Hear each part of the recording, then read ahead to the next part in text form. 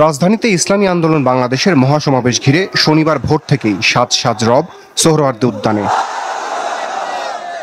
দিন যত গড়ায় বাড়তে থাকে মহাসমাবেশের কলেবর।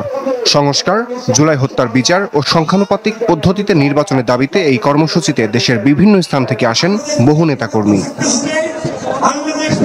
দুই পর্বের আয়োজনের শুরুতে বক্তব্য দেন স্থানীয় ও মহানগর পর্যায়ের নেতারা।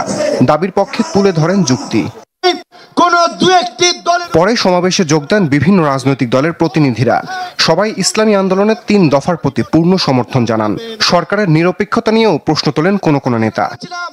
আমি যদি আমার ভোট দেওয়ার পরে আমার রাইট এস্টাবলিশ করতে না পারি, তাহলে আমার ভোট দেওয়ার কোনো প্রয়োজন নাই।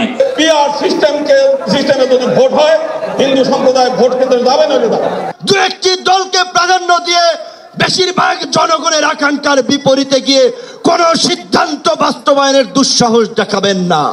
আমরা যদি ঐক্যবদ্ধ থাকি, আগামীর বাংলাদেশে আর কোন ফ্যাসিস্ট কোন নামে কোন ব্যক্তিকে সামনে রেখে কোন দলকে সামনে রেখে এই বাংলাদেশে দাঁড়াতে পারবে না।